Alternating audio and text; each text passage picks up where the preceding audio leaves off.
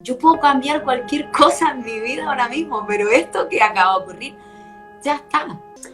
Entonces yo solo dejé entrar a 2 personas, ¿vale? Y para mí yo diré que eso fue una de las decisiones más importantes que yo tomé.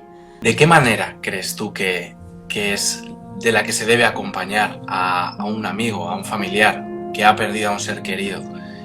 Con lo de mi padre yo aprendí lo que es la impotencia, ¿vale? Y la resignación. Destrozaba durante muchos meses.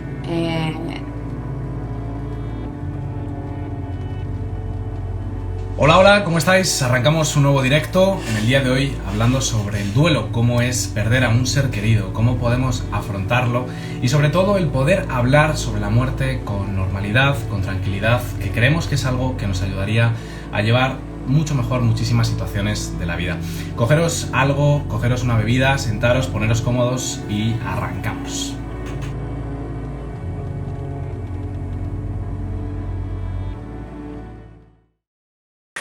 ¿Qué tal? ¿Qué tal? Muy bien. ¿Cómo estás tú? Muy bien, gracias. Emocionada por este directo, ¿no? En el día de hoy pues tenemos un tema del que se habla muy poco, que es la muerte, y que ambos consideramos pues que se debería de normalizar y que se debería de hablar mucho más de ello, porque esto nos quitaría pues muchísimos malestares, ¿no? Bueno, mi nombre es Alejandra. Hola a todos los que están conectados. Gracias por acompañarnos. Y bueno, yo vivo en Tenerife, en las Islas Canarias. Me dedico actualmente al mundo del desarrollo personal. Acompaño a personas en sus procesos, ya sean laborales, personales. Eso ya depende de cada uno. Y bueno, la verdad es que he de decir que estoy muy emocionada de hacer este directo porque normalmente cuando hago directo soy yo la que lleva la batuta, ¿no? Entonces, bueno, estoy muy emocionada porque no sé lo que va a salir y eso también me encanta. Algo más que me gustaría añadir de mí, estoy muy enfocada en mi desarrollo personal desde hace ya muchos años, casi 10. Y bueno, eso es algo que me ha servido de gran apoyo, ¿no? De gran base para poder afrontar y gestionar la muerte de mi padre, que fue en este caso de una manera mucho más madura, diría. Hace exactamente unos 3 años que perdiste a tu padre y bueno, pues no sé si te habían hablado del tema de la muerte, si te habían dado algún tipo de enseñanza como para estar preparada para este momento. ¿Fue algo que te pilló como muy de sorpresa? A ver, he perdido familiares, ¿no? Abuelos y tal, pero no es lo mismo, ¿vale? Pero sí es cierto, ¿no? Que por eso algo que voy a estar recalcando todo el rato es el tema del autoconocimiento y el desarrollo personal, porque vuelvo a decir, fue eso lo que me ayudó a tratar este proceso con mucha más madurez. Y sí es verdad que hace como 7, 8 años llegó a mí un libro que se llamaba La muerte lúcida, ¿vale? Ese libro, yo no estaba viviendo ninguna situación personal en ese momento como para tener que leerlo, pero el título me llamó tanto la atención que me lo leí, ¿no? Y también me decían que la autora nombraba algo de la isla de Tenerife y tal, entonces eso también me llamó muchísimo la atención. Y fíjate tú, cuando pasó lo de mi padre, que fue hace 3 años, empezó a salir un montón de información de ese libro, ¿vale? Que estaba ahí en el inconsciente y empezó a salir muchas cosas que me sirvieron para gestionar situaciones específicas. Fíjate que, bueno, pues hay como unas fases, unas etapas a la hora de afrontar el duelo de la muerte. No sé si estas etapas las conoces y sientes que has ido siguiendo esta evolución, o las desconoces o no la has seguido. A ver, sí las conozco, pero no creo que las haya seguido en el orden que nos dicen, ¿no? Es más, siento que, por lo menos hablo por mí, que iba saltando como de una a otra, ¿no? Porque el primero que te dicen es ese shock, ¿no? Ese, uy, lo que acaba de pasar, ¿no? En mi caso, mi padre sufrió un ictus cerebral, Normalmente en un alto porcentaje las personas salen con secuelas más o en mayor o menor medida, pero suelen salir, en el caso de mi padre no. Entonces fue algo de imprevisto que no se veía venir. Entonces, honestamente, el shock está claro que fue lo primero por cómo se dio todo. Sin embargo, ¿no? Hay momentos a día de hoy que a lo mejor voy a decir algo, oye, ¿y papá? ¿No? Y a lo mejor viene como ese pequeño shock de decir, hey, no, que ya no está, ¿no?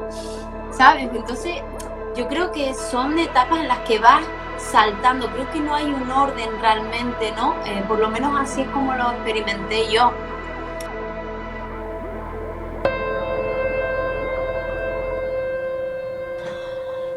Uh-huh. Y fíjate, a un día hablando contigo, pues me decías lo importante que era para ti que tú ya estabas en un momento en el que eras capaz de decir tal cual lo que había ocurrido, ¿no? Porque es cierto que yo creo que en ocasiones como que sentimos ya haber aceptado lo que ha ocurrido, pero sin embargo no somos capaces de hablar de ello, ¿no? Creo que algo que es clave en este proceso también es poder acompañar a aquellas personas que lo están viviendo y poder hablar de ello, ¿no? Entonces, ¿cómo fue para ti todo esto? ¿Es algo que comenzaste a hablar con otras personas, que incluso dijiste personas que estén viviendo la misma situación? Mira, personas que estuvieran viviendo la misma situación, hablamos de ese momento, ¿no? 3 años atrás, ¿no? Yo en ese momento, mira, vuelvo, el autoconocimiento es súper importante. A mí me ayudó mucho en el aspecto de que yo me di cuenta que habían amistades que dentro de su amor, ¿vale? Lo que me recomendaban o cómo o desde dónde me apoyaban no era lo mejor para mí en ese momento, ¿vale? Te voy a poner un ejemplo, a lo mejor quedaba con una amistad para hablar. Te entiendo porque cuando yo perdía, me empezaron a contar su vida. Yo no estaba para escuchar la vida de nadie, para empezar, ¿no? Y luego otras personas me aconsejaban cosas que yo decía, pero es que yo sé, aunque yo estaba mal, yo sabía que eso no era la vía o la opción, ¿no? Entonces yo en mi caso, ¿qué hice? Yo hice una burbuja en las cuales solo entraron 2 amistades, quitando a mis familiares, pero mis familiares no estaban, ellos estaban viviendo su proceso, ¿no? Entonces yo solo dejé entrar a 2 personas, ¿vale? Y para mí yo diré que eso fue una de las decisiones más importantes que yo tomé durante el duelo, ¿no? Porque esas personas son personas que también se dedican mucho al desarrollo de ellos mismos, entonces me daban puntos de vista muy abiertos, ¿vale? También me invitaban mucho a llorar. Me pasaba con personas que a lo mejor quería llorar por la ansiedad, la desesperación, ¿no? Porque yo, mira, yo experimenté mucho ahora no me viene la palabra, ¿no? Pero una de las palabras que experimenté mucho fue la frustración, ¿vale? Y cuando me venga la otra te la diré, porque era en plan, esto no lo puedo cambiar. Yo puedo cambiar cualquier cosa en mi vida ahora mismo, pero esto que acaba de ocurrir, ya está, ¿vale? Entonces, mucha gente, por la propia incomodidad o no sé por qué, te dice, no llores más, déjalo, vámonos a caminar, vámonos a tomar algo, ¿no? En cambio, estas 2 personas eran llora, saca. Y eso es algo que realmente quiero destacar. Es súper importante sacar las emociones. A mí el hablarlo no me costó porque tenía tan claro que era muy importante vivir el proceso, que el tema de hablarlo, de llorar, o sea, yo rompía cosas, yo gritaba, o sea, mis vecinos tenían que estar hartísimas de mí, ¿sabes? Pero lo haría 1 y 1000 veces así, ¿vale? Porque eso es lo que me hace. Yo conozco a personas que han perdido a familiares, te pongo un ejemplo, un abuelo o un primo o lo que sea, hace 5 o 6 años y son incapaces de hablar de ello, ¿vale? Entonces, a mí el vivirlo, el hablarlo, el expresar cada emoción, odiar al mundo entero, ¿vale? Romper cosas, gritar, luego también reírme, por decir, parezco una loca, ¿no? Con todo esto. Pero todo eso, sacar todo eso, es lo mejor que pude haber hecho. Entonces yo en mi caso nunca tuve ese problema, porque lo tenía muy claro que eso era una parte muy, muy importante. Ujú. ¿Y de qué manera crees, Alejandra? Porque es una gran lección lo que nos estás dando aquí. Yo lo escucho y quizá me sitúo en ese lado de esas personas que tratarían de dar algún consejo para acompañar, y no sé hasta qué punto entraría en esos que serían, como tú decías, pues aquellos que te daban esas opciones abiertas y que estaban dentro, o aquellos que lo llevaban más hacia su experiencia. Estamos tan poco acostumbrados a hablar de este tema que creo que en muchas ocasiones tampoco sabemos cómo acompañar, ¿no? Entonces, ¿de qué manera crees tú que es de la que se debe acompañar a un amigo, a un familiar que ha perdido a un ser querido, sin nosotros tener un conocimiento en desarrollo personal? Yo diría escuchar. Es que, ¿sabes qué pasa? Que, mira, nada de lo que a mí me decían me consolaba. No había consuelo. Es que no había ningún tipo de consuelo. Yo acababa de perder a mi padre de manera repentina. Daba igual lo que me dijera. ¿Entiendes? Entonces, para mí lo más importante, hablo por mí porque también esto va a depender de cada personalidad.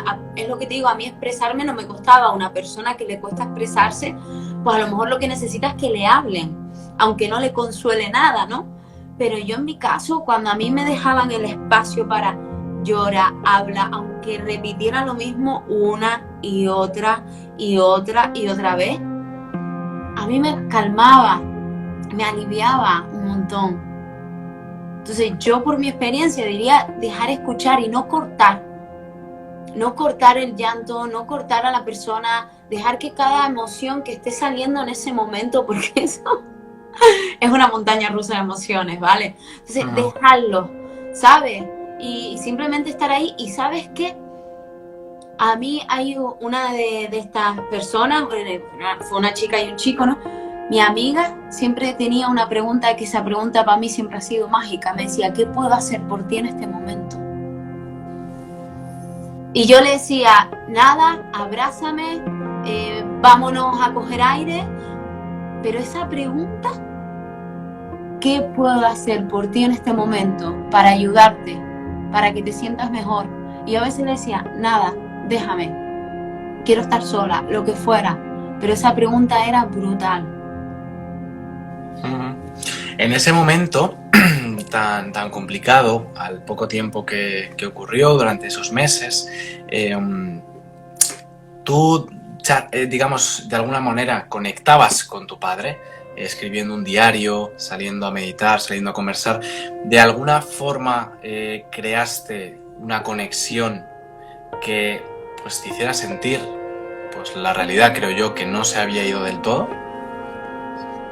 Mira, meditar y eso no, porque yo ahí dejé de entrenar, la alimentación, que no tenía hambre ni nada, pero sí es verdad, yo no soy de escribir, pero en ese tiempo sí me dio por escribir, ¿vale?